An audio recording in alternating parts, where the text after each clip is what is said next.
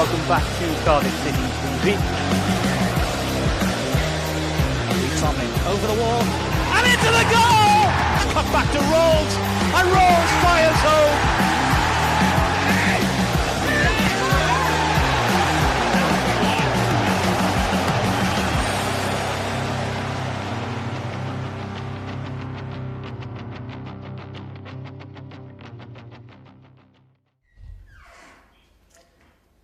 Good afternoon and welcome once again to Cardiff City TV. I'm your matchday host, John Donovan, here at the Cardiff City Stadium. My colleagues Ashley James and Mark Denham will shortly be bringing us commentary from Vicarage Road as the Bluebirds take on Watford. Well, last time we convened here on Cardiff City Television for an away match, we came away with a feeling of foreboding, a little bit of despondency, as well as Cardiff City had just capitulated to Coventry and lost a game 1-0 when they really did self-destruct. Well, to use a term that's been overused by every Cardiff City fan, including myself this week, what a difference a week does make. The Bluebirds have rolled off 2 home victories on the trot, scoring 7 goals in the process and conceding none as they convincingly beat both Luton Town and Huddersfield Town. How has this turnaround happened? Well, from this layman's point of view, it would be unfair and inaccurate to say it's been a football revolution, but at the same time, it's probably unfair on Neil Harris to say it's too simplistic and just a sticking plaster. Yes, the Bluebirds have been playing 4-4-2, but 4-4-2 certainly with a purpose. Mark Harris, the real talking point at the moment, the catalyst for the Bluebirds' recent improved form, stretching defences as he looks to run in behind. Kiefer Moore enjoying playing with his new Welsh striking partner. Those two have been opening up room for Shea Ojo and Harry Wilson. And of course the 2 banks of 4, Will Vokes coming back into the midfield to provide legs alongside Joe Rulls and providing additional protection to that back 4, including Leandro Bacuna, who's probably turned in his best 2 performances of the season for Cardiff City in the last 2 matches, and hasn't that been good to see? So the Bluebirds will go again today, and they will travel, of course, to Vicarage Road to take on the Hornets of Watford. And I've seen a number of fan comments this week, which are perfectly fair, of course, that the last 2 home games, whilst they have been impressive, they are perhaps matches that Cardiff City would have expected to win. Therefore, is this the real litmus test of the recovery today? That's something I'll be asking Ashley James in a moment when we join him. But just in terms of the match today, Cardiff take on a Watford team that have been in fine form since their relegation from the Premiership, and at home particularly. They are a very, very strong outfit. The most home points so far this season, the most home goals so far this season, so Cardiff City will have to be on their mettle. A number of players in the Watford team we of course very familiar with. Ben Wilmot at the start of Derby week, he was a player who scored the winner for Swansea last year. Tom Cleverley running the midfield, the former Manchester United and Everton player, and of course Troy Deeney up front. How did Cardiff City counter this? Well, they go with an unchanged lineup, and that's perhaps no surprise, the old adage that you don't change a winning team. So for the Bluebirds this afternoon, it will be the same lineup of Alex Smithies in goal, Leandro Bacuna at right back, Sean Morrison and Curtis Nelson in the middle of the defence, Joe Bennett, who was excellent, of course, on Tuesday night at left back, Shea Ojo in front of him, Joe Rulls and Will Vokes, the engine room in the middle of the park, Harry Wilson, the creative force on the right-hand side, and then the talk of Cardiff at the moment, that new Welsh strike pairing of Kiefer Moore and Mark Harris. It's going to be a stern test for Cardiff City today, but when Neil Harris spoke to the press a couple of days ago, he wasn't interested in talking about the qualities of Watford. He just wanted to play up the strengths of his own side and the recent performances. He was in very bullish mood, the Bluebirds manager. Here's what he had to say. They've got good players. You know, they're a team that be thinking they should be standing out in the Championship this season to a quick return to the Premier League.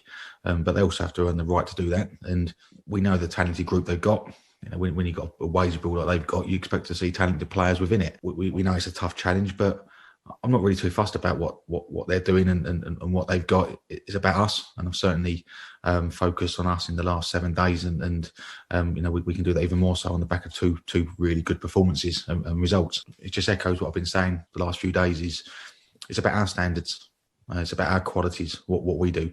Yes, we have to stop the opposition, we have to tactically, we have to get it right, of course, and make sure that we don't make individual errors. But then with the football, making sure we've been as effective and as positive as we have been in the last 2 games. Yeah, I think we're a match for any team. And I think we've seen that, of course. I thought Bournemouth were very good against us at Cardiff City Stadium. Other than that, I've not seen a team that I think is better than us this season. And that's a big statement considering we've not won many games. But I think that's sort of where we've been as a team.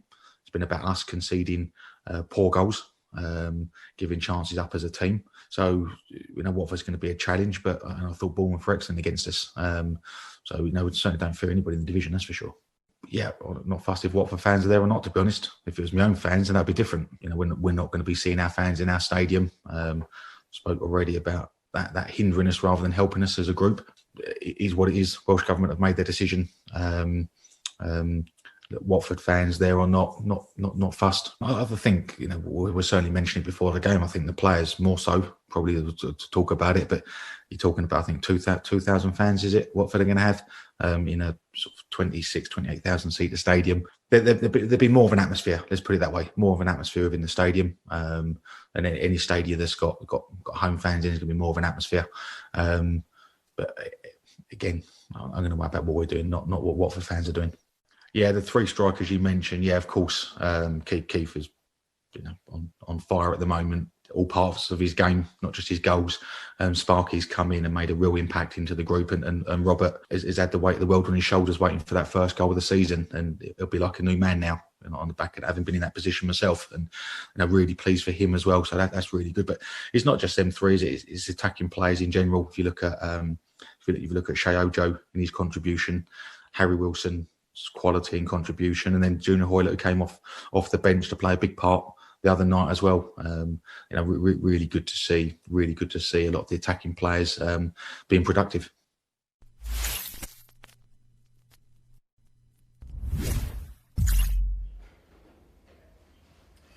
Neil Harris in positive and confident mood there as he spoke to local journalists on Zoom a couple of days ago. Well, I'm here at Cardiff City Stadium, but my colleague Ashley James is on his travels again. He's at Vicarage Road today, ready to call the action against Watford, and I'm pleased to say that Ash joins me now. And Ash, I'm always one to make you earn your money, so 3 questions in one to begin with. Neil Harris was very bullish in his press conference there, focusing more on Cardiff City's strengths than perhaps the daunting task of playing Watford today. What are your thoughts on that? Also, I mentioned in my pre-game intro, Ash, that is this the litmus test for Cardiff City today in terms of our recovery? And thirdly, and hopefully you're keeping a note of all of this, an unchanged team today. Again, perhaps a sign that Neil Harris is confident in what he's doing at the moment, but with Cardiff taking on a quality outfit today, was there any thought, do you think, that the Bluebirds manager might have been a little bit more pragmatic? I think point 1 and point 3 kind of roll into one there, John. I think the reason he's bullish is because he's been bold in his team selection in the last couple of weeks, and it seems like he's been bullish in his team selection. He's gone with an approach which says, look, we're going to play 2 up top. We're going to leave ourselves a little exposed in the middle of the park, but we are going to go and try and cause you problems as the opposition. And it's got 7 goals, 6 points, and none conceded. So it's absolutely worked in that regard. And I think. Looking at Watford and the depth that they possess and the quality they possess, then yeah, you could go pragmatic. But similarly, with some of the dangers and the threats they have, you could get blown away in the first 20 minutes there and then have to change approach then as well. So I don't deny him that opportunity to be bullish from the start. It served us well in the last week. Why not give it another go? And is this the litmus test, Ash? Because you look at it, maybe Watford have got that quality coming down from the Premiership. I know you and I were speaking, and you made the good point, last night, I think it was, if I remember, through the beer haze, that you thought that maybe Stoke was more of the parity test, perhaps. Yeah, I think in terms of a litmus test, I think Watford will probably be the best team we've played since Bournemouth, which we adapted to very well. And I think 2 teams coming down from the Premier League, both finding themselves in slightly similar situations, is that they've got more quality and more players still on the books with them than they perhaps might have expected. I think Watford did some creative accountancy in the summer, and as ever, got some players off the books to Udinese, so they couldn't afford to keep on their books and pay the wages in the Championship. I think they would have liked to move on more. I think they're surprised that certain members of the squad are still with us. You look at Ismail Assar, for instance. So I think in terms of quality, they probably are the litmus test. I stick to my point. I think it'll be a big test midweek with Stoke as well, purely because I think Stoke look like the type of team that we looked in June and July, and in that regard look like everything that we should be pushing to reach parity with and be aspiring, for want of a better word, at the moment. They're difficult to beat. They've got a core of good players. They've got a smattering of quality throughout that. And they just look like that type of team that could ride the wave of momentum at some point this season and find themselves on the coattails of perceived better teams. So before we go back to Cardiff City, because I do want to talk to you about the strikers and the strikers that are in form, let's just go a little bit further on Watford. And I always rely on you. You're the guy that knows the opponent inside out.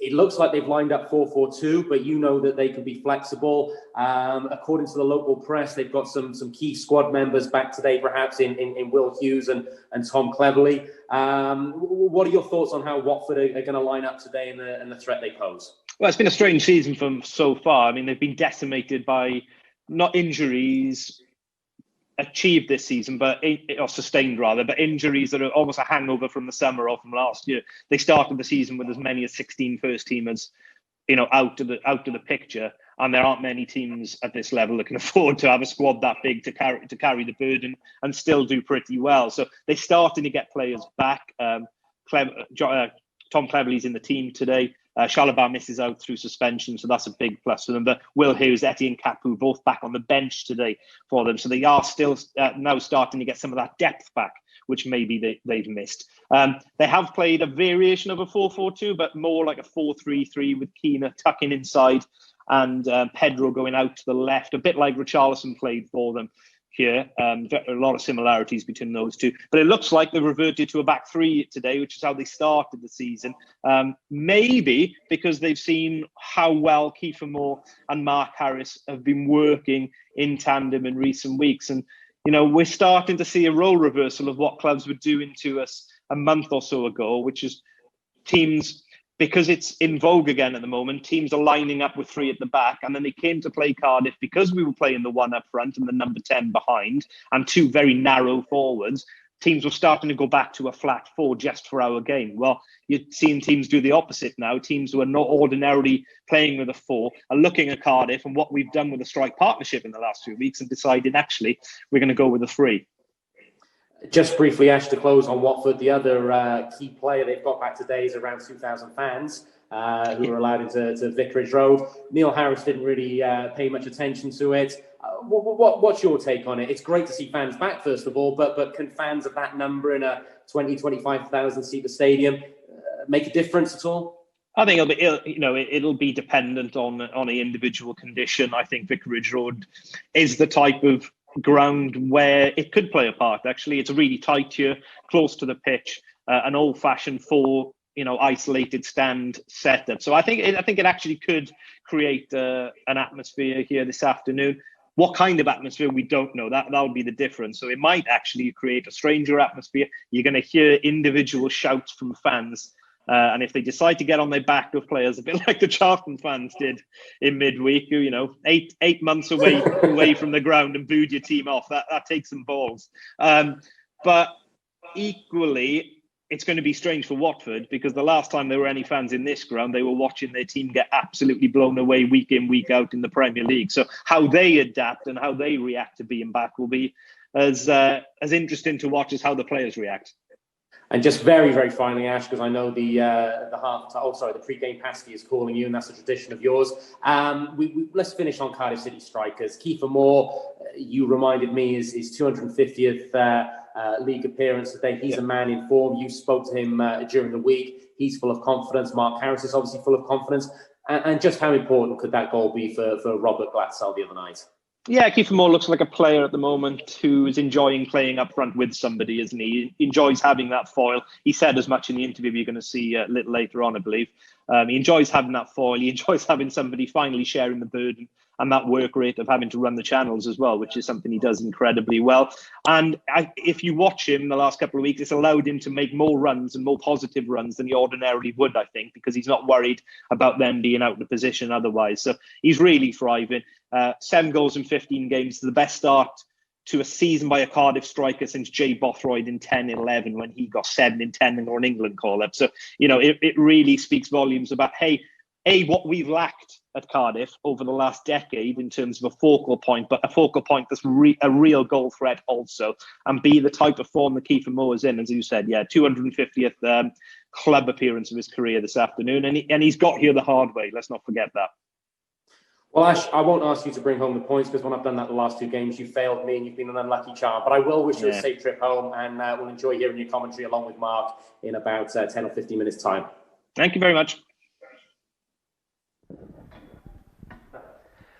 My thanks, as ever, to Ash, simply for breaking up my monotonous tones during this pre-game show. And as Ash referenced there, he had a chance to catch up with Kiefer Moore after the win against Huddersfield in midweek. It was an interview that spoke to the Cardiff City's talisman's confidence at the moment, of course, making his 250th competitive league appearance today. A man bang in form. Here's what the Welsh international striker had to say. Kiefer, I know they say a week's a long time in football, but that's some turnaround. Yeah, definitely. Yeah, we knew what we had to do, and we all came together, staff, manager, players, everyone, and we ground up 2 great results at home. We highlighted areas we wanted to work on, and I think we've implemented that really well. Scoring 7 goals in the last 2 games and keeping 2 clean sheets as well. That's really what we need to stick to now for the rest of the season, and if we kind of play along those lines, I think we'll do just great.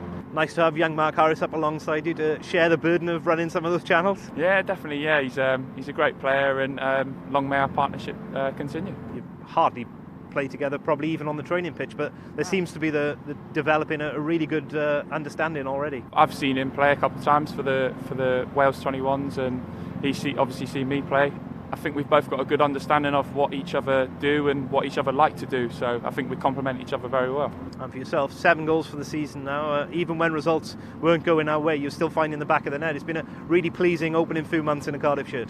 That's what I wanted to do when I come here. It's not always the easiest, scoring goals, but thankfully that the lads are putting on the great chances for me, and if I can keep finding myself in between the goal and putting those chances away, we'll do just fine. Confidence is everything in football, and I've never suffered a dip in confidence, but if the lads are putting the ball there for me, I'm always going to just be there to attack it.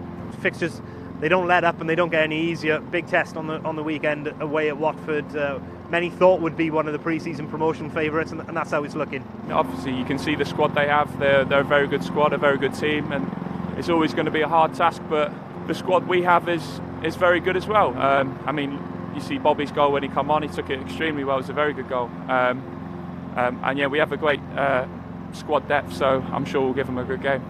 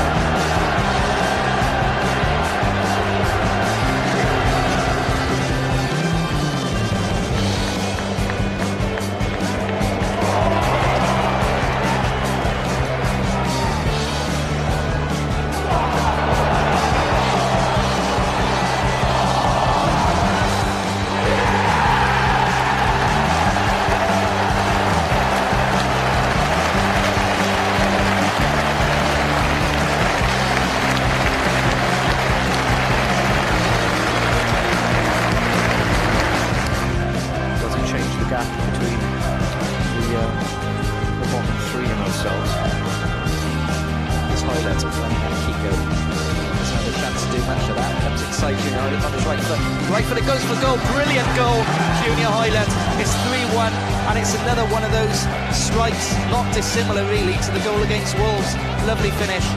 And with 11 minutes to go, Cardiff have clawed one back. Not enough time, I wouldn't have thought. But, it's a glorious effort from Highland. He hit the nail on the head. We haven't seen Hoyle with the ball at his feet enough this afternoon.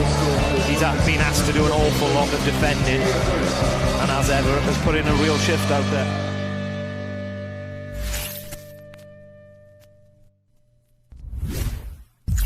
To purchase a pass for live matchday coverage on Cardiff City TV, visit the official Cardiff City FC website.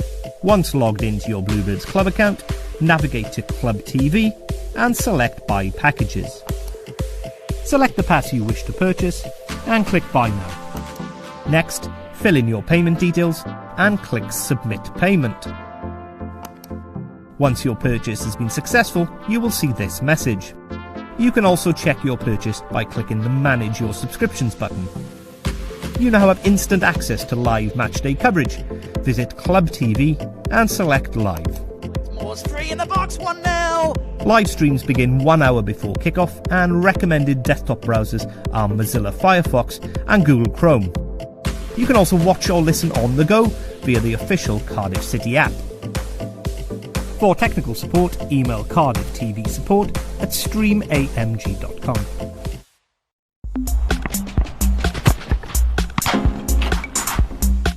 For more behind-the-scenes content, download the Cardiff City Google extension for your home browser.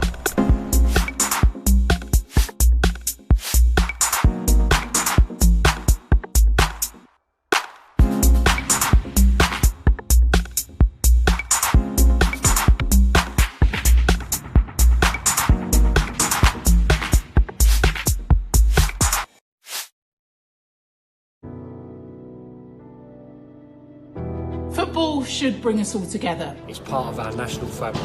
And at the heart of our communities. We escape from reality.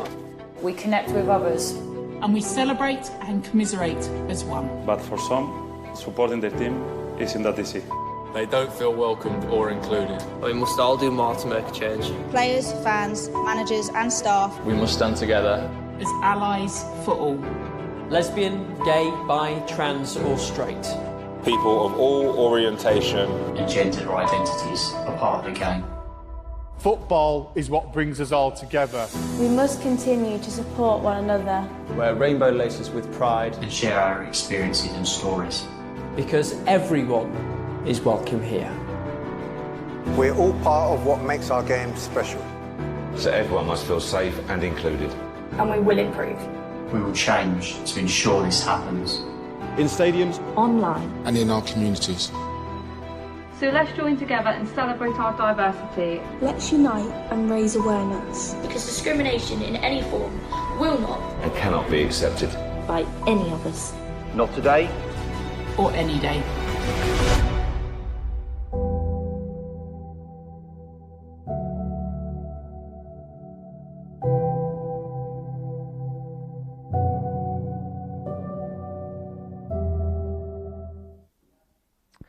Well, that about wraps it up for our pre-game show. My thanks as ever for you to joining us. Just a quick reminder that if you are watching on YouTube at the moment, it's now time to switch over to the main website and your match day pass. The other side of the credits, I'll be throwing it over to Ash and Mark for full live commentary of this test for Cardiff City this afternoon, this stern test at Vicarage Road as the Bluebirds travel to Watford. For me, John Donovan, thanks for joining us, and Mark and Ash will be with you the other side of the credits. Welcome back to Cardiff City TV. Tomlin over the wall and into the goal! Cut back to Rolls, and Rolls fires home.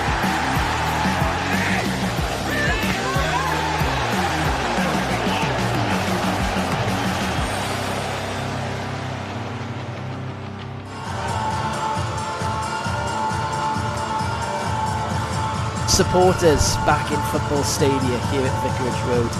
Watford fortunate to have 1,000 Hornets fans in to support them today. And reiterating what we said in midweek, let's hope it's not too long before Cardiff City are afforded that same privilege. Thank you for joining us this afternoon on Matchday Live. My name is Mark Denham, alongside me Ashley James for commentary of Watford against Cardiff City. No doubt about it, a stern test, as John said in his pre-match comments.